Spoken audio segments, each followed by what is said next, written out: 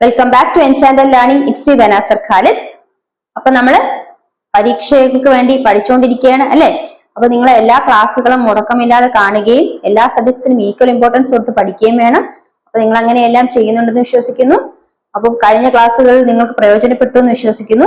അപ്പൊ ഇന്ന് നമുക്ക് പഠിക്കേണ്ടതായ മറ്റൊരു സയൻസ് ടോപ്പിക് ആണ് മൂലകങ്ങളും അവയുടെ വർഗീകരണം എന്ന് പറയുന്നത്. മൂലകങ്ങളും അവയുടെ വർഗീകരണം എന്ന് പറയുന്ന നമ്മുടെ ടോപ്പിക്കിൽ നമ്മൾ SCERT നോക്കേണ്ട പാഠഭാഗമാണ്.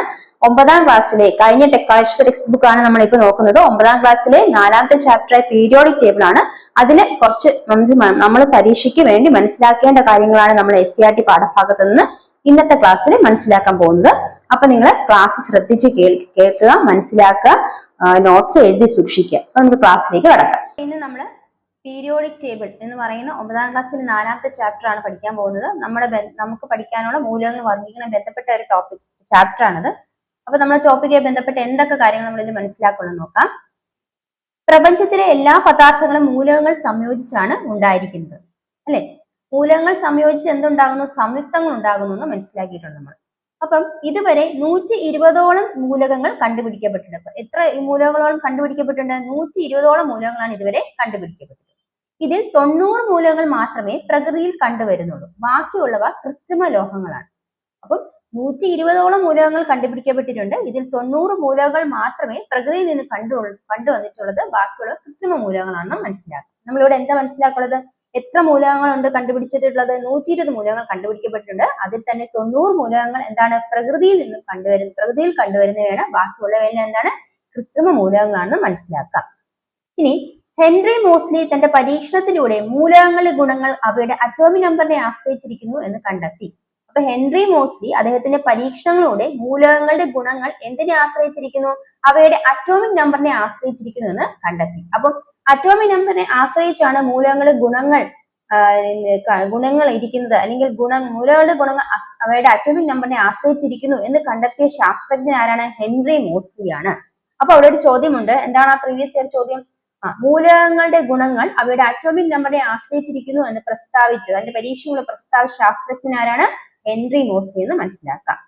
ഇനി ഇതിന്റെ അടിസ്ഥാനത്തിൽ അറ്റോമിക് നമ്പർ കൂടി വരുന്ന ക്രമത്തിൽ മൂലകങ്ങളെ ടേബിൾ ഉൾപ്പെടുത്തി. മോഡേൺ പീരിയോഡിക് ടേബിൾ എന്ന് ഈ പട്ടിക അറിയപ്പെടുന്നു. അപ്പൊ ഇതിന്റെ അടിസ്ഥാനത്തിൽ അറ്റോമിക് നമ്പർ കൂടി വരുന്ന ക്രമത്തില് മൂലകങ്ങൾ എന്താണ്? ടേബിളിൽ ഉൾപ്പെടുത്തി. അപ്പൊ അറ്റോമിക് നമ്പറിന്റെ അടിസ്ഥാനത്തിലാണ് മൂലകങ്ങളെ ക്രമീകരിച്ചിരിക്കുന്നത്. ഏതാണ്?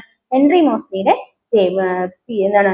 ഹെൻറി മോസ്ലി അദ്ദേഹം മൂലകങ്ങളുടെ ഗുണങ്ങൾ അവയുടെ അറ്റോമിക് നമ്പറിനെ ആശ്രയിച്ചിരിക്കുന്നു കണ്ടെത്തി. അതിന്റെ അടിസ്ഥാനത്തിൽ അറ്റോമിക് നമ്പർ കൂടി വരുന്ന ക്രമത്തിലാണ് മൂലകങ്ങളെ ടേബിളിൽ ഉൾപ്പെടുത്തിയിരിക്കുന്നത്.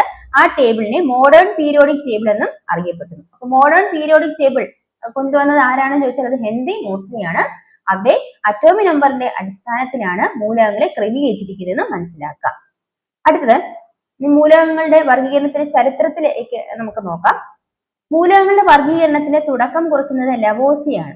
മൂലകങ്ങളുടെ വർഗീകരണത്തിന് തുടക്കം കുറിക്കുന്ന ആരാണ്? ലവോസിയാണ്. ലവോസി എന്ന ശാസ്ത്രജ്ഞനാണ് മൂലകങ്ങളുടെ വർഗീകരണത്തിന് തുടക്കം കുറിക്കുന്നത്. 1789 നിന്നും അന്ന് അറിയപ്പെട്ടിരുന്ന 30 മൂലകങ്ങളെ ലോഹങ്ങളെന്നും അലോഹങ്ങളെന്നും വർഗീകരിച്ചു. അപ്പൊ മൂലകങ്ങളുടെ വർഗീകരണത്തിന് തുടക്കം കുറിച്ച ശാസ്ത്രജ്ഞൻ ആരാണ്? ലവോസിയാണ്. അത് ഒരു പ്രീവിയസ് ഇയർ ക്വസ്റ്റ്യൻ ആണ്.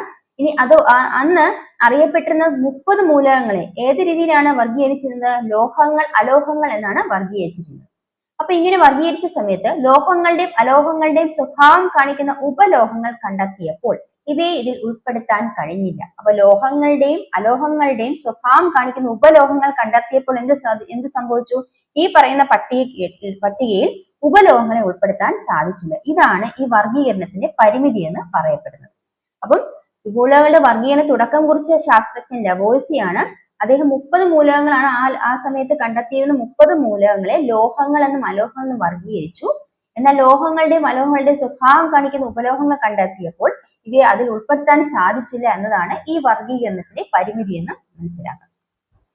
ലവോസിക്ക് ശേഷം വർഗീകരണത്തിന് ശ്രദ്ധേയമായ പ്രവർത്തനം കാഴ്ചവെച്ചത് ഡോബറേനിയർ എന്നാണ്. അപ്പം ലവോയിസി എന്ന് പറയുന്ന വ്യക്തിയാണ്, ശാസ്ത്രജ്ഞനാണ് ആദ്യം വർഗീകരണത്തിന് തുടക്കം കുറിച്ചത്. എന്നാൽ അതിനുശേഷം അതിന് മറ്റൊരു രീതിയിൽ ക്രമീകരണം കണ്ടെത്തിയത് ആരാണ്? ഡോബറേനിയർ എന്ന ശാസ്ത്രജ്ഞനാണ് ലവോയിസിക്ക് ശേഷം വർഗീകരണത്തിന് ശ്രദ്ധേയമായ പ്രവർത്തനം കാഴ്ചവെച്ചത്. അദ്ദേഹം എന്ത് ചെയ്തു? അദ്ദേഹം സമാന ഗുണങ്ങൾ പ്രകടിപ്പിക്കുന്ന 3 മൂലകങ്ങൾ ഉൾപ്പെടുന്ന ചെറു ഗ്രൂപ്പുകൾ നിർമ്മിച്ചു. അപ്പൊ ഡോബറേൻ എന്ന ശാസ്ത്രജ്ഞൻ എന്ത് ചെയ്തു? സമാന ഗുണങ്ങൾ പ്രകടിപ്പിക്കുന്ന ഒരേ ഗുണങ്ങൾ പ്രകടിപ്പിക്കുന്ന മൂന്ന് മൂലകങ്ങളെ അവ ഉൾപ്പെടുന്ന ചെറു ഗ്രൂപ്പുകളായിട്ട് നിർമ്മിച്ചു. ഇവയെ ത്രികങ്ങൾ അല്ലെങ്കിൽ ട്രയാഡ്സ് എന്ന് വിളിച്ചു. അപ്പൊ ത്രികങ്ങൾ അല്ലെങ്കിൽ ട്രയാഡ്സ് എന്ന് പറഞ്ഞാൽ എന്താണ്? ഈ പറയുന്ന ഡോബറേനെ ശാസ്ത്രജ്ഞന് അദ്ദേഹം സമാന ഗുണങ്ങൾ പ്രകടിപ്പിക്കുന്ന മൂന്ന് മൂലകങ്ങളെ, സമാന ഗുണങ്ങൾ ഒരേപോലത്തെ ഗുണങ്ങൾ പ്രകടിപ്പിക്കുന്ന സ്വഭാവ സവിശേഷതകൾ പ്രകടിപ്പിക്കുന്ന മൂലകങ്ങളെ മൂന്ന് മൂലകങ്ങൾ എടുത്തു. അതിന് ഒരേപോലത്തെ ഗുണങ്ങളാണ് എങ്കിൽ അവയെ അദ്ദേഹം ചെറു ഗ്രൂപ്പുകളായിട്ട് വർഗീകരിച്ചു, അല്ലെ, അല്ലെങ്കിൽ അതിനെ നിർമ്മിച്ചു. അപ്പൊ ഇതിനെ ത്രികങ്ങൾ എന്നാണ് വിശേഷിപ്പിച്ചത്. അപ്പൊ ത്രികങ്ങളുമായി ബന്ധപ്പെട്ട ശാസ്ത്രജ്ഞൻ ആരാണ്? ഡോബറേൻ എന്ന് മനസ്സിലാക്കുക. അപ്പൊ ഡോബറേനെ വർഗീകരണത്തിൽ അദ്ദേഹം മൂലകങ്ങളെ, സമാന ഗുണങ്ങളുള്ള മൂലകങ്ങളെ ഗ്രൂപ്പുകളായിട്ട് നിർമ്മിച്ചു. മൂന്ന് മൂലകങ്ങളാണ് സമാന മൂലകങ്ങളെ ഗ്രൂപ്പായിട്ട് നിർമ്മിച്ചത്. അതിനെ ത്രികങ്ങൾ എന്നും വിശേഷിപ്പിച്ചു. അതാണ് നോക്കിയാൽ ഇവിടെ മൂലകം ലിഥിയം, Li എന്ന് പറഞ്ഞാൽ ലിഥിയമാണ്, Na എന്ന് പറഞ്ഞാൽ സോഡിയമാണ്, K എന്ന് പറഞ്ഞാൽ പൊട്ടാഷ്യമാണ്. ഇവിടെ അറ്റോമിക് നമ്പറും ഇതിന് നേരെ അറ്റോമിക് മാസും ഇതിന് നേരെ രേഖപ്പെടുത്തിയിട്ടുണ്ട്. അപ്പം ഇവിടെ അദ്ദേഹം ഈ മൂലകങ്ങളെ സമാന ഗുണങ്ങളുടെ അടിസ്ഥാനത്തിലാണ് മൂന്ന് മൂലകങ്ങളെ ചെറു ഗ്രൂപ്പുകളായിട്ട് നിർമ്മിച്ചിരിക്കുന്നത്. ഇത്തരത്തിലുള്ള ആ ഗ്രൂപ്പ് ചെയ്ത് വെച്ചതിനെയാണ് ട്രയാഡ്സ് എന്ന് വിളിക്കുന്നത്, അല്ലെങ്കിൽ ത്രികങ്ങൾ എന്ന് വിളിക്കുന്നത്. ത്രികങ്ങളിൽ ഒന്നാമത്തെയും മൂന്നാമത്തെയും മൂലകങ്ങളുടെ അറ്റോമിക് മാസിന്റെ ഏകദേശ ശരാശരിയാണ് മധ്യഭാഗത്ത് വരുന്ന മൂലകത്തിന്റെ അറ്റോമിക് മാസ്. അപ്പൊ അറ്റോമിക് മാസിന്റെ അടിസ്ഥാനത്തിലാണ് ഇവയെ ക്രമീകരിച്ചിരിക്കുന്നത്. അത് സമാന ഗുണങ്ങളും അതാണ് പ്രധാനമായിട്ട് എടുത്തിരിക്കുന്ന സവിശേഷത. അപ്പൊ ഇവിടെ ത്രികങ്ങളിൽ ഈ പറയുന്ന മൂന്ന് മൂലകങ്ങളിൽ ഒന്നാമത്തെയും മൂന്നാമത്തെയും മൂലകങ്ങളുടെ അറ്റോമിക് മാസിന്റെ ഏകദേശ ശരാശരി മധ്യഭാഗത്ത് വരുന്ന മൂലകത്തിന് ശരാശരിയാണ് മധ്യഭാഗത്ത് വരുന്ന മൂലകത്തിന്റെ അറ്റോമിക് മാസ്. അപ്പൊ മധ്യഭാഗത്ത് ഒരു മൂലകമുണ്ട്, ഇവിടെ സോഡിയമാണ് മധ്യഭാഗത്തെ മൂലകമെങ്കിൽ ലിഥിയം എന്ന മൂലകത്തിന്റെയും പൊട്ടാഷ്യം എന്ന മൂലകത്തിന്റെ അറ്റോമിക് മാസിന്റെ ഏകദേശ ശരാശരി ആയിരിക്കും ഈ പറയുന്ന സോഡിയം എന്ന് പറയുന്ന മൂലകത്തിന്റെ അറ്റോമിക് മാസ് എന്നാണ് അദ്ദേഹം പ്രസ്താവിച്ചത്. അപ്പൊ ഇങ്ങനെ പ്രസ്താവിച്ചപ്പോൾ അറ്റോമിക് മാസ് മൂലകങ്ങളുടെ സ്വഭാവം തമ്മിലുള്ള ബന്ധം കണ്ടെത്താൻ ഇത് സഹായിച്ചു. അറ്റോമിക് മാസ് മൂലകങ്ങളുടെ സ്വഭാവം തമ്മിലുള്ള ബന്ധം കണ്ടെത്താൻ ഇത് സഹായിച്ചു. എല്ലാ മൂലകങ്ങളും ഉൾപ്പെടുത്തി ത്രികങ്ങൾ ഉണ്ടാക്കാൻ അദ്ദേഹത്തിന് കഴിഞ്ഞില്ല എന്നതാണ് ഒരു പരിമിതി. അപ്പൊ ഇദ്ദേഹം ഇങ്ങനെ കുറച്ച് മൂലകങ്ങൾ എടുത്ത് ഇതുപോലെ ഓർഡർ ചെയ്ത് വെച്ചു. പക്ഷെ അദ്ദേഹത്തിന് എല്ലാ മൂലകങ്ങളും ഇത്തരത്തിൽ അറേഞ്ച് ചെയ്ത് വെക്കാൻ സാധിച്ചില്ല എന്നതാണ് അദ്ദേഹത്തിന്റെ പരിമിതി എന്ന് മനസ്സിലാക്കുക. അപ്പൊ ത്രികങ്ങളുമായി ബന്ധപ്പെട്ട ശാസ്ത്രജ്ഞൻ ഡോബറൈനർ ആണ്. അദ്ദേഹം മൂന്ന് മൂലകങ്ങളെ അതിന്റെ സ്വഭാവ ഗുണങ്ങളുടെ അടിസ്ഥാനത്തിൽ ചെറു ഗ്രൂപ്പുകളായിട്ട് നിർമ്മിച്ചു. ഇതിനെ ത്രികങ്ങൾ എന്നറിയപ്പെട്ടു. ഈ ത്രികങ്ങൾ എങ്ങനെയാണ് ക്രമീകരിച്ചിരിക്കുന്നത്? ഒന്നാമത്തെയും മൂന്നാമത്തെയും മൂലകങ്ങളുടെ അറ്റോമിക് മാസിന്റെ ഏകദേശ ശരാശരിയാണ് മധ്യഭാഗത്ത് കാണുന്ന മൂലകത്തിന്റെ അറ്റോമിക് മാസ് എന്ന രീതിയിലാണ് അദ്ദേഹം ക്രമീകരിച്ചത്. എന്നാൽ പിന്നീടുള്ള എല്ലാ മൂലകങ്ങൾക്കും ഈ പറയുന്ന ത്രികങ്ങൾ ഉണ്ടാക്കാൻ അദ്ദേഹത്തിന് സാധിച്ചില്ല എന്നുള്ളതാണ് അതിന്റെ പരിമിതിയായിട്ട് പറയുന്നത്. അടുത്ത 1866 ന്യൂലാൻഡ്സ് എന്നറിയപ്പെട്ടിരുന്ന അന്ന് അറിയപ്പെട്ടിരുന്ന 56 മൂലകങ്ങളെ ക്രമമായി എഴുതിയപ്പോൾ എട്ടാമത് വരുന്ന മൂലകം ആദ്യത്തെ ആവർത്തനമാണ് എന്ന് കണ്ടെത്തി. ഇനി മറ്റൊരു ശാസ്ത്രത്തെ കുറിച്ചാണ് പറയുന്നത്. നമ്മൾ ആദ്യം ലെവോയ്സിയെ കുറിച്ച് പഠിച്ചു. മൂലകങ്ങൾ വർഗീകരണ തുടക്കം കുറിച്ച വ്യക്തിയായ ലെവോയ്സിയാണ്. അടുത്തത് ഇനി രണ്ടാമത് നമ്മൾ പഠിച്ചത് ഡോബറേനിയനെ കുറിച്ചാണ്. അടുത്തത് എന്താണ്? 1866 ന്യൂലാൻഡ്സ് അന്ന് അറിയപ്പെട്ടിരുന്ന 56 മൂലകങ്ങളെ ക്രമമായി എഴുതിയപ്പോൾ എട്ടാമത് വരുന്ന മൂലകം ആദ്യത്തെ ആവർത്തനമാണ് എന്ന് കണ്ടെത്തി. അപ്പൊ ന്യൂലാൻഡ്സ് എന്ന ശാസ്ത്രജ്ഞൻ എന്ത് കണ്ടെത്തി? അന്ന് അപ്പോൾ നിലവിൽ ഉണ്ടായിരുന്ന 56 അപ്പോൾ കണ്ടെത്തിയ 56 മൂലകങ്ങളെ ക്രമമായി എഴുതിയപ്പോൾ അദ്ദേഹം മനസ്സിലാക്കിയത് എട്ടാമത് വരുന്ന മൂലകം ആദ്യത്തെ ആവർത്തനമാണ് അദ്ദേഹം കണ്ടെത്തി. അപ്പൊ ഇതിനെ സംഗീതത്തിന്റെ സപ്തസ്വരങ്ങളുമായി അദ്ദേഹം താരതമ്യം ചെയ്തു. അപ്പൊ സംഗീതത്തിന്റെ സപ്തസ്വരങ്ങളുമായി മൂലകങ്ങളുടെ ആവർത്തനം അല്ലെങ്കിൽ മൂലകങ്ങളുടെ ആ ഒരു ആവർത്തനത്തെ അതുപോലെ ബന്ധപ്പെട്ട് ക്രമീകരിച്ച വ്യക്തി ഒരു ശാസ്ത്രജ്ഞൻ ആരാണ് ചെയ്തത്? ന്യൂലാൻഡ്സ് ആണ്. സംഗീതത്തിലെ സപ്തസ്വരങ്ങളുമായി അദ്ദേഹം അതിനെ താരതമ്യം ചെയ്തു. സരിഗമ പദ നിസ എട്ടാം സ്വരം ആദ്യത്തിന്റെ ആവർത്തനം എന്നതുപോലെയാണ് അദ്ദേഹം അതിനെ ഇവിടെ സൂചിപ്പിച്ചത്. ഈ നിയമത്തെ അഷ്ടനിയമം അല്ലെങ്കിൽ ലോ ഓഫ് ഒക്ടേവ്സ് എന്നും അറിയപ്പെടുന്നു. അപ്പൊ അഷ്ടനിയമം ലോ ഓഫ് ഒക്ടേവ്സുമായി ബന്ധപ്പെട്ട ശാസ്ത്രജ്ഞൻ ആരാണെന്ന് വെച്ചാൽ അത് ന്യൂലാൻഡ്സ് ആണ്. ഇനി ന്യൂലാൻഡ്സ് എന്ന ശാസ്ത്രജ്ഞൻ ഇവിടെ അഷ്ടനിയമം ആവിഷ്കരിച്ചു എന്ന് പറഞ്ഞു, അല്ലെ? അഷ്ടനിയമത്തിന്റെ എന്താണ് അഷ്ടനിയമത്തിൽ പറയുന്നത്? അതായത് മൂലകങ്ങളെ 56 മൂലകങ്ങൾ ക്രമമായി എഴുതിയപ്പോൾ എട്ടാമത് വരുന്ന മൂലകം ആദ്യത്തിന്റെ ആവർത്തനമായിട്ട് അദ്ദേഹം കണ്ടെത്തി. അപ്പൊ സംഗീതത്തിലെ സപ്തസ്വരങ്ങളുമായിട്ടാണ് അദ്ദേഹം അതിനെ താരതമ്യം ചെയ്തത്. അതുകൊണ്ട് ഈ നിയമത്തെ അഷ്ടനിയമം അല്ലെങ്കിൽ ലോ ഓഫ് ഒക്ടേവ്സ് എന്ന് പറയപ്പെടുന്നു. ഇനി അറ്റോമിക് മാസ് കൂടിയ മൂലകങ്ങൾ ഇത് പാലിക്കപ്പെടുന്നില്ല എന്നതാണ് ഇതിന്റെ പരിമിതിയായി രേഖപ്പെടുത്തിയിരിക്കുന്നത്. അപ്പൊ ഇവിടെ ഇതിന്റെ പരിമിതിയായിട്ട് പറയുന്നത് എന്താണ്? അറ്റോമിക് മാസ് കൂടിയ മൂലകങ്ങൾ, അങ്ങോട്ട് അറ്റോമിക് മാസ് കൂടുന്തോറും മൂലകങ്ങൾ ഈ പറയുന്ന നിയമം പാലിക്കപ്പെടുന്നില്ലെന്നാണ് ഇതിന്റെ പരിമിതിയായിട്ട് പിന്നീട് മനസ്സിലാക്കാൻ സാധിച്ചത്. അപ്പം അതാണ് ലോ ഓഫ് ഒക്ടേവ്സ് അല്ലെങ്കിൽ അഷ്ടനിയമം എന്ന് പറയുന്നത്. അപ്പൊ അത് PSC മുമ്പേ ചോദിച്ചിട്ടുള്ള ചോദ്യമാണ്. എന്താണ്? അഷ്ടനിയമവുമായി ബന്ധപ്പെട്ട ശാസ്ത്രജ്ഞൻ ആരാണ് എന്ന് ചോദിച്ചാൽ ആരാണ്? ന്യൂലാൻഡ്സ് ആണ് അഷ്ടനിയമം ബന്ധപ്പെട്ട അഷ്ടക നിയമം ആവിഷ്കരിച്ച ശാസ്ത്രജ്ഞൻ ആരാണ്? ന്യൂലാൻഡ്സ് ആണെന്ന് മനസ്സിലാക്കുക. ഇനി അടുത്തത് ഇനി നമ്മൾ മനസ്സിലാക്കിയത്, അപ്പൊ നമ്മൾ തൃകങ്ങളെ കുറിച്ച് പഠിച്ചു. തൃകങ്ങൾ എന്ന് പറയുന്നത് ആവിഷ്കരിച്ച ശാസ്ത്രജ്ഞനാണ് ഡോബറേനിയർ ആണ്. തൃകങ്ങൾ ആവിഷ്കരിച്ച ശാസ്ത്രജ്ഞൻ ഡോബറേനിയർ ആണെന്ന് മനസ്സിലാക്കി. അതുപോലെ തന്നെ ലവോസിയാണ് മൂലകങ്ങൾ വർഗീകരണത്തിന് തുടക്കം കുറിച്ച വ്യക്തി. അദ്ദേഹം എന്ത് ചെയ്തു? അദ്ദേഹം എന്താണ് അന്ന് ഉണ്ടായിരുന്ന അല്ലെങ്കിൽ അന്ന് അറിയപ്പെട്ടിരുന്ന 30 മൂലകങ്ങളെ ലോഹങ്ങൾ അലോഹങ്ങൾ എന്ന് ക്രമീകരിച്ചു. പക്ഷെ അദ്ദേഹം ഉപലോഹങ്ങൾ കണ്ടുപിടിച്ചപ്പോൾ അദ്ദേഹം ഉപലോഹങ്ങളുടെ കണ്ടുപിടുത്തം, അതായത് ലോഹങ്ങളുടെയും അലോഹങ്ങളുടെയും രണ്ടുപേരുടെയും സ്വഭാവങ്ങൾ കാണിക്കുന്ന ഉപലോഹങ്ങൾ കണ്ടെത്തിയപ്പോൾ അതിനെ അവിടെ അതിനും ഒരു സ്ഥാനം കൊടുക്കാൻ അദ്ദേഹത്തിന്റെ അദ്ദേഹത്തിന്റെ ക്രമീകരണത്തിന് സാധിച്ചില്ല. അതുകൊണ്ട് അതൊരു അതിന് പൂർണ്ണമായിട്ട് നമുക്ക് ഉൾക്കൊള്ളാനായിട്ട് ആ ഒരു ക്രമീകരണത്തിന് അദ്ദേഹത്തിനെ കൊണ്ട് സാധിച്ചില്ല എന്നുള്ളതാണ് മനസ്സിലാക്കാനുള്ളത്. അപ്പൊ അതിനുശേഷം നമ്മൾ പഠിക്കാൻ പോകുന്നത് വർഗീകരണ പട്ടികയിലൂടെ. മൂലക വർഗീകരണത്തിന് ആദ്യമേ ഒരു ടേബിൾ ഉണ്ടാക്കിയത് റഷ്യൻ ശാസ്ത്രജ്ഞനായ ദിമിത്രി ഇവാനോവിച്ച് മെൻഡലീവ് ആണ്. അപ്പൊ മൂലക വർഗീകരണത്തിന് ആദ്യമേ ഒരു ടേബിൾ ഉണ്ടാക്കിയത് ആരാണ്? റഷ്യൻ ശാസ്ത്രജ്ഞനായ ദിമിത്രി ഇവാനോവിച്ച് മെൻഡലീവ് ആണ്. അപ്പൊ ദിമിത്രി ഇവാനോവിച്ച് മെൻഡലീവ് എന്ത് ചെയ്തു? അദ്ദേഹം മൂലക വർഗീകരണത്തിന് ആദ്യമായിട്ടൊരു ടേബിൾ ഉണ്ടാക്കി. അദ്ദേഹം ഒരു റഷ്യൻ ശാസ്ത്രജ്ഞനാണ്. അദ്ദേഹത്തിന്റെ പേര് ദിമിത്രി ഇവാനോവിച്ച് മെൻഡലീവ്. പീരിയോഡിക് ടേബിളിന്റെ പിതാവ് എന്ന പേരിലാണ് മെൻഡലീവ് പിൽക്കാലത്ത് അറിയപ്പെട്ടത്. മൂലക വർഗീകരണത്തിന് ആദ്യം ഒരു ടേബിൾ ഉണ്ടാക്കി എന്നതിനാൽ അദ്ദേഹത്തെ അറിയപ്പെട്ടിരുന്നതാണ് പീരിയോഡിക് ടേബിളിന്റെ പിതാവ് എന്നാണ് മെൻഡലീവ് അറിയപ്പെട്ടിരുന്നത്. മെൻഡലീവിന്റെ മുഴുവൻ നാമം എന്താണ്? ദിമിത്രി ഇവാനോവിച്ച് മെൻഡലീവ് ആണ്. അദ്ദേഹത്തിന് പീരിയോഡിക് ടേബിളിന്റെ പിതാവെന്ന് അറിയപ്പെട്ടു. കാരണം അദ്ദേഹം മൂലക വർഗീകരണത്തിന് ആദ്യത്തെ ടേബിൾ ഉണ്ടാക്കിയത് അദ്ദേഹമാണ്. അതിനാൽ അദ്ദേഹത്തെ പീരിയോഡിക് ടേബിൾ പിതാവെന്ന് വിശേഷിപ്പിച്ചു. ഇനി മൂലക വർഗീകരണത്തിന്റെ ചരിത്ര വഴികളിൽ നാഴികക്കല്ലായി മാറിയ പീരിയോഡിക് ടേബിൾ. ഇപ്പൊ പീരിയോഡിക് ടേബിൾ മൂലക വർഗീകരണത്തിന് ചരിത്ര വഴികളിൽ നാഴികക്കല്ലായിട്ട് മാറി. അപ്പൊ പീരിയോഡിക് ടേബിൾ നിർമ്മിക്കുന്ന സമയത്ത് 63 മൂലകങ്ങളാണ് ഉണ്ടായിരുന്നത്. എത്രയാണ്? 63 മൂലകങ്ങളാണ് പീരിയോഡിക് ടേബിൾ നിർമ്മിക്കുന്ന സമയത്ത് ഉണ്ടായിരുന്നത്. ഈ മൂലകങ്ങളെ മെൻഡലീവ് അറ്റോമിക് മാസ് കൂടി വരുന്ന ക്രമത്തിൽ പട്ടികയിൽ വിന്യസിച്ചു.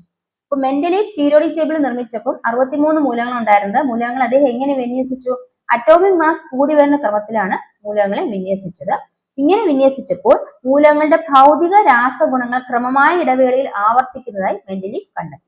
അപ്പൊ അറ്റോമിക് നമ്പറിന്റെ അല്ല, അറ്റോമിക് മാസിന്റെ ക്രമത്തിലാണ് മെൻഡലീവ് മൂലകങ്ങളെ വർഗീകരിച്ചത്. മൂലകങ്ങളെ പട്ടിക തയ്യാറാക്കിയപ്പോൾ അദ്ദേഹം എന്താണ്? മാസ് കൂടി വരുന്ന വിധത്തിൽ പട്ടികയിൽ മൂലകങ്ങളെ വിന്യസിച്ചു. അറ്റോമിക് മാസ് കൂടി വരുന്ന ക്രമത്തിലാണ് പട്ടികയിൽ വിന്യസിച്ചത്. ഇങ്ങനെ വിന്യസിച്ചു അദ്ദേഹത്തിന് എന്ത് മനസ്സിലാക്കാൻ സാധിച്ചു? മൂലകങ്ങളുടെ ഭൗതിക രാസഗുണങ്ങൾ ക്രമമായ ഇടവേളയിൽ ആവർത്തിക്കുന്ന അദ്ദേഹത്തിന് കണ്ടെത്താൻ സാധിച്ചു. അപ്പം മെൻഡലീവ് പീരിയോഡിക് ടേബിളിനെ എങ്ങനെയാണ് മൂലകങ്ങളെ ക്രമീകരിച്ചിരുന്നത്?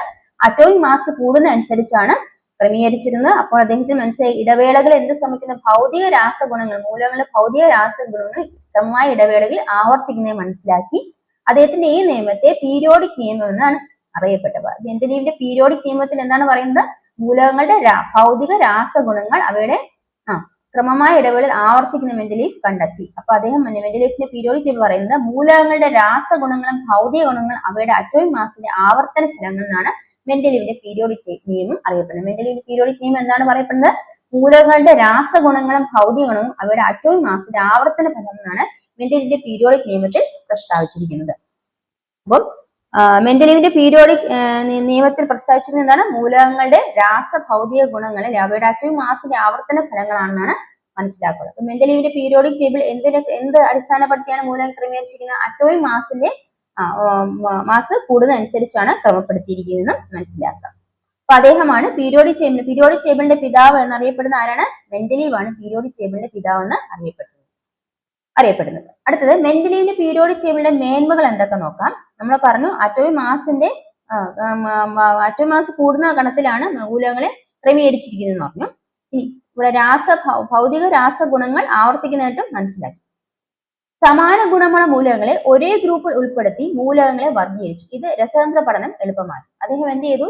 നമ്മൾ പറഞ്ഞ ഭൗതിക രാസഗുണങ്ങൾ എന്താണ് അതിന്റെ അറ്റോമിക് മാസിന്റെ ആവർത്തനങ്ങളായിട്ടാണ് മെന്റലി പീരിയോഡിക് ടേബിളിൽ പറഞ്ഞിരിക്കുന്നത് അല്ലെ. മെന്റലി പീരിയോഡിക് നിയമത്തിൽ പറഞ്ഞ മൂലങ്ങള് ഭൗതിക രാസ ഗുണങ്ങൾ അവയുടെ അറ്റോമിക് മാസിന്റെ ആവർത്തന ഫലമാണെന്നാണ് പറഞ്ഞിരിക്കുന്നത്. അപ്പൊ ഇവിടെ അദ്ദേഹം മെന്റലിന്റെ പീരിയോഡിക് മേന്മകൾ ഒന്ന് പറഞ്ഞ സമാന ഗുണമുള്ള മൂലകങ്ങളെ ഒരേ ഗ്രൂപ്പിൽ ഉൾപ്പെടുത്തി മൂലകങ്ങളെ വർഗീകരിച്ചു. ഇത് രസതന്ത്ര പഠനം എളുപ്പമാക്കി. അപ്പൊ അദ്ദേഹം എന്ത് ചെയ്തു? സമാന ഗുണമുള്ള മൂലകങ്ങളെ ഒരേ ഗ്രൂപ്പിൽ ഉൾപ്പെടുത്തി മൂലകങ്ങളെ വർഗീകരിച്ചു. മെന്റലിന്റെ പീരിയോഡിക് ഒരു പ്രത്യേകത എന്താണ്? സമാന ഗുണമുള്ള മൂലകങ്ങൾ എന്ത് ചെയ്തു? ഒരു ഗ്രൂപ്പിൽ ഉൾപ്പെടുത്തി അങ്ങനെ അദ്ദേഹം മൂലകങ്ങളെ വർഗീകരിച്ചു. മൂലകങ്ങളെ വർഗീകരിച്ച് ഒരു ഘടകം എന്തിന്റെ അടിസ്ഥാനത്തിലാണ്? സമാന ഗുണമുള്ള മൂലകങ്ങളാണ് ഒരേ ഗ്രൂപ്പിൽ വർഗീകരിച്ചിരിക്കുന്നത്. ഇനി ചില മൂലകങ്ങൾ അറ്റോമിക് മാസിന്റെ ആരോഹണ ക്രമം കൃത്യമായി പാലിച്ചില്ല. അപ്പൊ അറ്റോമിക് മാസ് കൂടുന്നതനുസരിച്ചാണ് മൂലകങ്ങളെ ക്രമീകരിച്ചിരിക്കുന്നതെന്ന് പറഞ്ഞു. സമാന ഗുണമുള്ള മൂലകങ്ങളെ ഒരേ ഗ്രൂപ്പിൽ ഉൾപ്പെടുത്തിയാണ് വർഗീകരിച്ചെന്ന് പറഞ്ഞു. എന്നാൽ അറ്റോമിക് മാസിന്റെ ആരോഹണ ക്രമം ചില സ്ഥലങ്ങളിൽ പാലിക്കപ്പെടുന്നില്ല എന്ന് മനസ്സിലാക്കി. ഇതിന് കാരണം അറ്റോമിക് മാസ് നിർണയത്തിലെ അപാകതയാണെന്ന് അദ്ദേഹം സൂചിപ്പിച്ചു. അപ്പൊ അറ്റോമിക് മാസ് ചില സ്ഥലങ്ങളിൽ ആരോഹണ ക്രമമായി പാലിക്കുന്നില്ല എന്ന് അദ്ദേഹം മനസ്സിലാക്കി. അദ്ദേഹം പറഞ്ഞു ഇതിന് കാരണം അറ്റോമിക് മാസ് നിർണയിച്ചത് ശരിയായ രീതിയിലല്ല എന്ന്, അതുകൊണ്ടാണ് ഇനി സംഭവിച്ചെന്ന് അദ്ദേഹം സൂചിപ്പിച്ചു. അപ്പോൾ അതിന്റെ ഭാഗമായിട്ട് അറ്റോമിക് മാസിനെ നിർണയിക്കുകയും ചെയ്തു. അപ്പൊ അറ്റോമിക് മാസ് നിർണയത്തിലെ അപാകത കാരണമാണ് അറ്റോമിക് മാസിന്റെ ആരോഹണക്രമം മൂലകങ്ങളുടെ അറ്റോമിക് മാസിന്റെ ആരോഹണം കൃത്യമായി പാലിക്കാൻ പെടാതിരുന്നത് എന്ന് മനസ്സിലാക്കിയത്. അപ്പൊ അത് മനസ്സിലാക്കിയതോടുകൂടി അറ്റോമിക് മാസിനെ പുനർനിർണയിക്കാൻ തീരുമാനിച്ചു. അപ്പൊ അതിന്റെ ഭാഗമായിട്ട് നമുക്ക് മനസ്സിലാക്കിയ എന്താണ്? ബെറീലിയത്തിന്റെ അറ്റോമിക് മാസ് ആദ്യം 14 പിന്നെ അതിനെ 9 പുനർനിർണയിച്ചു. കാരണം ഈ അറേഞ്ച് ചെയ്തപ്പം ആരോഹണ ക്രമത്തില് ഈ പറയുന്ന സവിശേഷതകളൊന്നും അല്ലെങ്കിൽ ഈ പറയുന്ന ആ ഒരു കാര്യങ്ങളൊന്നും പാലിച്ചില്ല. അപ്പൊ അറ്റോമിക് മാസ് ക്രമീകരണത്തിൽ എന്തോ കുഴപ്പമുണ്ടെന്ന് മനസ്സിലാക്കിയാൽ അറ്റോമിക് മാസിനെ പുനർനിർണയിച്ചു. ഉദാഹരണത്തിന് ബെറീലിയത്തിന് അറ്റോമിക് മാസ് 14 പിന്നെ അത് 9 പുനർനിർണയിക്കുകയാണ് ഉണ്ടായത്. ഇനി കണ്ടെത്തപ്പെടാനുള്ള ഏതാനും മൂലകങ്ങൾക്ക് സ്ഥാനം ഒഴിച്ചിടുകയും അവയുടെ ഗുണങ്ങൾ പ്രവചിക്കുകയും ചെയ്തു. അപ്പൊ മെന്റലിന്റെ പീരിയോഡിക് ടേബിളിൽ പിന്നീട് കാലങ്ങളിൽ കണ്ടെത്താനുണ്ടായ മൂലകങ്ങൾക്ക് സ്ഥാനം ഒഴിച്ചിട്ടു, അതോടെ അവയുടെ ഗുണങ്ങൾ പ്രവചിക്കുകയും ചെയ്തു എന്നതാണ് മറ്റൊരു സവിശേഷത. അപ്പൊ മെന്റലി പീരിയോഡിക് ടേബിളിന്റെ മേന്മകൾ പറയുകയാണെങ്കിൽ ഒന്ന് എന്താണ്? സമാന ഗുണമുള്ള മൂലകങ്ങളെ ഒരേ ഗ്രൂപ്പിൽ ഉൾപ്പെടുത്തി വർഗീകരിച്ചു. 2 അറ്റോമിക് മാസുകളുടെ ആരോഹണ ക്രമത്തിലാണ് ഈ പറയുന്ന മൂലകങ്ങളെ അറേഞ്ച് ക്രമീകരിച്ചിരുന്നത്. എന്നാൽ ചില മൂലകങ്ങൾ അറ്റോമിക് മാസിന്റെ ആരോഹണ ക്രമം പാലിച്ചില്ല. അപ്പൊ അതിനാൽ അറ്റോമിക് മാസ് ചില സ്ഥലങ്ങളിൽ പുനർനിർണയിക്കുകയുണ്ടായി. അതിനുശേഷം ഇതുപോലെ പിന്നീട് ഭാവിയിൽ കണ്ടെത്താനുള്ള മൂലകങ്ങൾക്ക് സ്ഥാനം ഒഴിച്ചിടുകയും അവയുടെ ഗുണങ്ങൾ നേരത്തെ പ്രവചിക്കുകയും ചെയ്തതാണ് മെന്റലിയിലെ പീരിയോഡിക് ടേബിളിന്റെ മേന്മകളായിട്ട് ഇവിടെ പറഞ്ഞിരിക്കുന്നത്. മെന്റലി പീരിയോഡിക് ടേബിളിന്റെ പരിമിതികളെ കുറിച്ച് പറയുന്നു. മെന്റലി പീരിയോഡിക് ടേബിളിന്റെ പരിമിതികൾ എന്തൊക്കെയാണ്? ഒന്ന്, ഗുണങ്ങളിൽ വളരെയധികം വ്യത്യാസമുള്ള മൂലകങ്ങളെ ഒരേ ഗ്രൂപ്പിൽ ഉൾപ്പെടുത്തി. ഉദാഹരണം സോഡിയം, പൊട്ടാഷ്യം മുതലായ മൃദുലോഹങ്ങളോടൊപ്പം കോപ്പർ, സിൽവർ മുതലായ കാഠിന്യം കൂടിയ ലോഹങ്ങളെയും ഉൾപ്പെടുത്തി. മെന്റലി പീരിയോഡിക് ടേബിളിന്റെ പരിമിതികൾ എന്തൊക്കെയാണ്? നമ്മളൊരു സമാന ഗുണങ്ങളുള്ളവയാണ് ഒന്നിച്ച് ഒരു ഗ്രൂപ്പിൽ വെച്ചതെന്ന് പറഞ്ഞല്ലേ. പക്ഷെ ഗുണങ്ങളിൽ വളരെയധികം വ്യത്യാസമുള്ള മൂലകങ്ങളെ ഒരേ ഗ്രൂപ്പിൽ ഉൾപ്പെടുത്തി എന്നുള്ളത് മെന്റലി പീരിയോഡിക് ടേബിൾ മറ്റൊരു പരിമിതിയായിട്ട് പറയുന്നു. അതായത് സോഡിയം, പൊട്ടാഷ്യം ഒക്കെ മൃദുലോഹങ്ങൾക്ക് ഉദാഹരണമാണ്. ഇവയെ കോപ്പർ, സിൽവർ മുതലായ കാഠിന്യ ലോഹങ്ങളോട് കൂടി ഉൾപ്പെടുത്തിയാണ് അറേഞ്ച് ചെയ്തിരുന്നത്. അത് ഒരു മെന്റലി പീരിയോഡിക് ടേബിൾ ഒരു പരിമിതിയായിട്ട് സൂചിപ്പിക്കുന്നു. അടുത്ത, ഹൈഡ്രജൻ എന്ന മൂലകത്തിന് കൃത്യമായ സ്ഥാനം നൽകാൻ കഴിഞ്ഞില്ല. അപ്പൊ ഇവിടെ മെന്റലിന്റെ പീരിയോഡിക് ടേബിളിൽ ഹൈഡ്രജൻ എന്ന മൂലകത്തിന് കൃത്യമായ ഒരു സ്ഥാനം നൽകാൻ കഴിഞ്ഞില്ല. ലിഥിയം, സോഡിയം, പൊട്ടാഷ്യം മുതലായ ലോഹങ്ങളോടൊപ്പം അലോഹമായ ഹൈഡ്രജന് സ്ഥാനം നൽകി. അപ്പൊ ലിഥിയം, സോഡിയം, പൊട്ടാഷ്യം ഒക്കെ ലോഹങ്ങൾക്ക് ഉദാഹരണമാണ്. ഈ ലോഹങ്ങളോടൊപ്പം അലോഹമായ ഹൈഡ്രജന് സ്ഥാനം നൽകി എന്നുള്ളതും മെന്റലി പീരിയോഡിക് ടേബിൾ മറ്റൊരു പരിമിതിയായിട്ട് മനസ്സിലാക്കാം. അപ്പൊ മെന്റലി പീരിയോഡിക് ടേബിളിന്റെ പരിമിതികൾ എന്തൊക്കെയാണ്? ഒന്ന്, ഇനി അത് ഒരു പരിമിതി കൂടെ ഉണ്ട്. അറ്റോമിക് മാസിന്റെ ആരോഹണക്രമം എല്ലായിടത്തും കൃത്യമായി പാലിക്കാൻ നമ്മൾ നേരത്തെ പറഞ്ഞു. അറ്റോമിക് മാസിന്റെ ആരോഹണക്രമം എല്ലായിടത്തും ഒരുപോലെ കൃത്യമായി പാലിക്കാൻ സാധിച്ചില്ല എന്നുള്ളതും മെന്റലിന്റെ പീരിയോഡിക് ടേബിളിൽ മറ്റൊരു പരിമിതിയാണ് മനസ്സിലാക്കുന്നത്. മെന്റലി പീരിയോഡിക് ടേബിൾ പരിമിതികൾ ഒന്ന്, ഗുണങ്ങളിൽ അത് സമാന ഗുണങ്ങൾ അനുസരിച്ചാണ് ക്രമീകരിച്ചതെങ്കിലും ചില സ്ഥലങ്ങളിൽ ഗുണങ്ങളെ വളരെയധികം വ്യത്യാസം മൂലം ഒരേ ഗ്രൂപ്പിൽ ഉൾപ്പെടുത്തിയായിട്ട് കണ്ടെത്തി. അത് സോഡിയം, പൊട്ടാഷ്യം മുതലായ മൃദുലോഹങ്ങളോടൊപ്പം കാഠിന്യം കൂടിയ ലോഹങ്ങളെ കൂടി ഉൾപ്പെടുത്തിയായിട്ട് കണ്ടെത്തി. ഇനി അതുപോലെ തന്നെ ഹൈഡ്രജൻ എന്ന മൂലകത്തിന് ഒരു കൃത്യമായ സ്ഥാനം നിർണ്ണയിക്കാൻ കൊടുക്കാൻ മെന്റലിന്റെ പീരിയോഡിക് ടേബിളിന് സാധിച്ചില്ല. അതിന് ഒരു ഉദാഹരണം പറഞ്ഞാൽ ലിഥിയം, സോഡിയം, പൊട്ടാഷ്യം മുതലായ ലോഹങ്ങളോടൊപ്പമാണ് അലോഹമായ ഹൈഡ്രജന് സ്ഥാനം കൊടുത്തത്. പിന്നെ അറ്റോമിക് മാസിന്റെ ആരോഹണക്രമം എല്ലായിടത്തും കൃത്യമായി പാലിക്കാൻ സാധിച്ചില്ലെന്നും അത് മെന്റലി പീരിയോഡിക് ടേബിളിന്റെ ഒരു പരിമിതിയായിട്ട് ഇവിടെ സൂചിപ്പിക്കുന്നു. അപ്പം ഇതിൽ നിന്ന് നമ്മൾ മനസ്സിലാക്കാനുള്ളത് എന്തൊക്കെ കാര്യങ്ങളാണ്? ഒന്ന് നമ്മൾ മനസ്സിലാക്കി എത്രത്തോളം മൂലകങ്ങളാണ് ഇപ്പം കണ്ടുപിടിച്ചിട്ടുള്ളത്. 120ഓളം മൂലകങ്ങളാണ് കണ്ടുപിടിക്കപ്പെട്ടിട്ടുള്ള ചോദ്യം. രണ്ടാമത് മനസ്സിലാക്കുന്നത് എത്ര മൂലകങ്ങളാണ് പ്രകൃതിയിൽ നിന്ന് കണ്ടുവന്നത്. പ്രകൃതിയിൽ നിന്ന് കണ്ടുവന്ന 90 മൂലകങ്ങൾ മാത്രമേ ഉള്ളൂ, ബാക്കിയുള്ളവയെല്ലാം കൃത്രിമ മൂലകങ്ങളാണെന്ന് മനസ്സിലാക്കണം.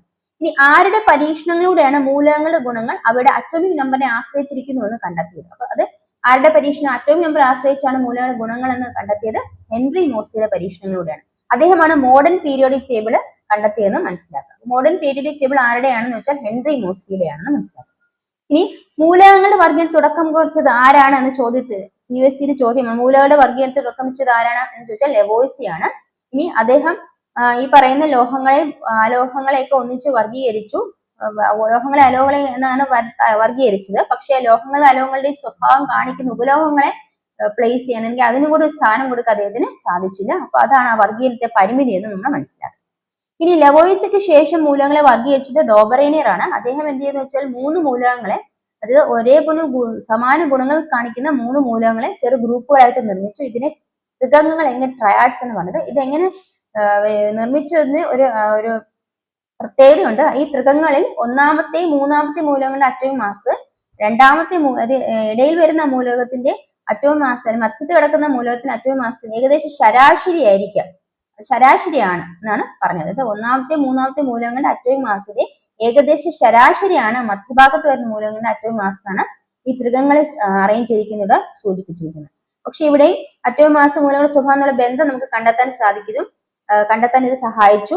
അതുപോലെ എല്ലാ മൂലകങ്ങളെയും ത്രികങ്ങളിൽ ഉൾപ്പെടുത്താൻ സാധിച്ചില്ല എന്നതാണ് ഈ ഒരു പറയുന്ന ഈ ക്രമീകരണത്തിന് ഒരു പരിമിതിയായിട്ട് സൂചിപ്പിക്കുന്നത്. അപ്പം ഒന്നാമത്തെയും മൂന്നാമത്തെയും മൂലകങ്ങളുടെ അറ്റോമിക് മാസിന്റെ ഏകദേശം ശരാശരി ആയിരുന്നു മധ്യഭാഗത്ത് വരുന്ന മൂലകത്തിന്റെ അറ്റോമിക് മാസ്. അപ്പൊ ഇവിടെ പറഞ്ഞ എന്താണ്, ഡോബറേനിയൻ മൂലകങ്ങൾ എങ്ങനെ വർഗീകരിച്ചു? ത്രികങ്ങളെ അടിസ്ഥാനപ്പെടുത്തി. ത്രികങ്ങൾ എന്ന് പറയുന്നത് 3 മൂലകങ്ങൾ, സമാന ഗുണങ്ങളെ 3 മൂലകങ്ങളെ ചെറു ഗ്രൂപ്പുകളായിട്ട് നിർമ്മിക്കുന്നതിന് ത്രികങ്ങളെ ട്രയാഡ്സ് എന്ന് പറയുന്നത്. ഇവിടെ ത്രികങ്ങളെ എങ്ങനെ അറേഞ്ച് ചെയ്യുന്നു വെച്ചാൽ ഒന്നാമത്തെയും മൂന്നാമത്തെയും മൂലകങ്ങളുടെ അറ്റോമിക് മാസിന്റെ ഏകദേശം ശരാശരി ആയിരുന്നു മധ്യഭാഗത്ത് വരുന്ന മൂലകത്തിന്റെ അറ്റോമിക് മാസ്. എന്നാൽ ഇത് അങ്ങോട്ട് കൂടിപ്പോകും തോറും മൂലകങ്ങളിൽ ഉൾപ്പെടുത്തിയ ത്രികങ്ങൾ ഉണ്ടാക്കാൻ അദ്ദേഹത്തിന് സാധിച്ചില്ല എന്നുള്ളതാണ് അതിന്റെ പരിമിതിയായിട്ട് ഇവിടെ സൂചിപ്പിച്ചിരിക്കുന്നത്. ഇനി ന്യൂലാൻഡ്സ്, അതായത് മൂലകങ്ങളെ സംഗീതത്തിന്റെ സപ്തസ്വരങ്ങളുമായി താരതമ്യം, അല്ലെങ്കിൽ അഷ്ടക നിയമം ആവിഷ്കരിച്ച ശാസ്ത്രജ്ഞൻ ആരാണെന്ന ചോദ്യത്തിന് ഉത്തരമാണ് ന്യൂലാൻഡ്സ് ആണ്. അപ്പൊ അഷ്ടക നിയമം ആവിഷ്കരിച്ച ശാസ്ത്രജ്ഞൻ ആരാണ്? ന്യൂലാൻഡ്സ് ആണ്. അദ്ദേഹം എന്ത് ചെയ്തു? മൂലകങ്ങളെ എട്ടാമത് വരുന്ന മൂലകം ആദ്യത്തിന്റെ ആവർത്തനമായതാണ് അദ്ദേഹം കണ്ടെത്തിയത്. അപ്പൊ അത് സംഗീതത്തിലെ എട്ടാമത്തെ സ്വരം സംഗീതത്തിന്റെ പിന്നീട് ആവർത്തിക്കുന്നത് പോലെയാണ്. എട്ടാമത്തെ സ്വരം ആദ്യത്തെ ആവർത്തനം പോലെയാണ് എന്നതുപോലെയാണ് എട്ടാമത്തെ സ്വരം ആദ്യത്തിന്റെ ആവർത്തനം എന്ന പോലെയാണ് അഷ്ടനിയമം എന്ന് അദ്ദേഹം ഈ പറയുന്ന മൂലകങ്ങളെ അത്തരത്തിലാണ് വർഗീകരിച്ചിരിക്കുന്നത് പറഞ്ഞത്. അപ്പൊ അഷ്ടനിയമം ആവിഷ്കരിച്ച ശാസ്ത്രജ്ഞൻ ആരാണെന്ന് ചോദിച്ചാൽ അത് ന്യൂലാൻഡ്സ് ആണെന്ന് മനസ്സിലാക്കാം. ഇനി അടുത്തതിന് ശേഷം നമ്മൾ പഠിച്ചതാണ് പീരിയോഡിക് ടേബിളിന്റെ പിതാവ് എന്നറിയപ്പെടുന്ന ശാസ്ത്രജ്ഞൻ ആരാണ്? ദിമിത്രി ഇവാനോവിച്ച് മെൻഡലീവ് ആണ് പീരിയോഡിക് ടേബിൾ ശാസ്ത്രജ്ഞൻ എന്നറിയപ്പെടുന്നത്. അദ്ദേഹം പീരിയോഡിക് ടേബിൾ നിർമ്മിച്ചപ്പോൾ 63 മൂലകങ്ങൾ ഉണ്ടായിരുന്നു. ആ സമയത്ത് മൂലകങ്ങൾ അദ്ദേഹം അറ്റോമിക് മാസ് കൂടുന്നതനുസരിച്ച് ക്രമത്തിലാണ് പട്ടികയിൽ വിന്യസിച്ചിരുന്നത്. ഇങ്ങനെ വിന്യസിച്ചപ്പോൾ അദ്ദേഹം മനസ്സിലാക്കിയത് ഈ മൂലകങ്ങളുടെ രാസഭൗതിക ഗുണങ്ങൾ ക്രമമായ ഇടവേളയിൽ ആവർത്തിക്കുന്നതായിട്ട് മനസ്സിലാക്കി. അപ്പൊ മെൻഡലി ഒരു പീരിയോഡിക് തീം ആവിഷ്കരിച്ചു. മെൻഡലിന്റെ പീരിയോഡിക് തീം എന്താണ് പറയുന്നത് വെച്ചാൽ മൂലകങ്ങളുടെ രാസഗുണങ്ങളും ഭൗതിക ഗുണങ്ങളും അവയുടെ അറ്റോമിക് മാസിന്റെ ആവർത്തന ഫലം എന്നാണ് മെൻഡലീവിന്റെ പീരിയോഡിക് നിയമത്തിൽ പറയുന്നത്. മൂലകങ്ങളുടെ രാസഗുണങ്ങളും ഭൗതിക ഗുണങ്ങളും അവയുടെ അറ്റോമിക് മാസിന്റെ ആവർത്തന ഫലങ്ങളാണെന്നാണ് ഇവിടെ സൂചിപ്പിച്ചിരിക്കുന്നത്. അപ്പൊ അതാണ് മെൻഡലിന്റെ പീരിയോഡിക് നിയമത്തിൽ പറഞ്ഞിരിക്കുന്നത്. ഇനി മെൻഡലീവിന്റെ പീരിയോഡിക് ടേബിളിന്റെ മേന്മകൾ പറയുകയാണെങ്കിൽ സമാന ഗുണമുള്ള മൂലകങ്ങളെ ഒരേ ഗ്രൂപ്പിൽ ഉൾപ്പെടുത്തി മൂലകങ്ങളെ അദ്ദേഹം വർഗീകരിച്ചു. അപ്പൊ അത് നമുക്ക് രസതന്ത്ര പഠനം കൂടുതൽ എളുപ്പമാക്കി തന്നു.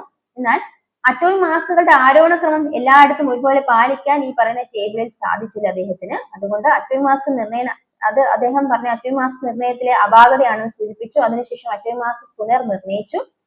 പിന്നെ അതിനോടൊപ്പം തന്നെ അദ്ദേഹം ഈ പിന്നീട് ഭാവിയിൽ കണ്ടെത്തുന്ന മൂലകങ്ങളുടെ സ്ഥാനം ഒഴിച്ചുവിടുകയും അവയുടെ ഗുണങ്ങൾ നേരത്തെ തന്നെ പ്രവചിക്കുകയും ചെയ്തു. ഇതൊക്കെയാണ് മെൻഡലീവിന്റെ പീരിയോഡിക് ടേബിളിന്റെ മേന്മകളായിട്ട് പറയുന്നത്. ഇനി അതിന്റെ പരിമിതികൾ പറയുകയാണെങ്കിൽ ഗുണങ്ങൾ വളരെയധികം വ്യത്യാസമുള്ള മൂലകങ്ങളെ ഒരേ ഗ്രൂപ്പിൽ ഉൾപ്പെടുത്തി എന്നുള്ളതാണ് അതിന്റെ പരിമിതികൾ. സ്വഭാവ ഗുണങ്ങൾ ഒരുപോലെയാണ് ഒന്നിച്ചു വെക്കുന്നതെന്ന് പറഞ്ഞെങ്കിലും പല സ്ഥലങ്ങളിലും ഗുണങ്ങളിൽ വളരെ വ്യത്യാസമുള്ള മൂലകങ്ങളെ ഒരേ ഗ്രൂപ്പിൽ ഉൾപ്പെടുത്തി എന്നുള്ളതിന്റെ പരിമിതി.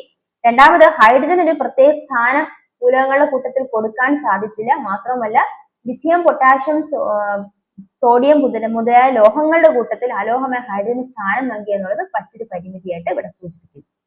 ഇനി അറ്റോമിക് മാസിന്റെ ആരോഹണ ക്രമം നേരത്തെ പറഞ്ഞതുപോലെ എല്ലായിടത്തും ഒരുപോലെ പാലിക്കപ്പെടാൻ ഈ പറയുന്ന പീരിയോഡിക് ടേബിളിന് സാധിച്ചില്ല. മെൻഡലിന്റെ പീരിയോഡിക് ടേബിളിന് സാധിച്ചില്ല. ഇതൊക്കെയാണ് മെൻഡലിന്റെ പീരിയോഡിക് ടേബിൾ പരിമിതികളായിട്ട് ഇവിടെ സൂചിപ്പിക്കുന്നത്.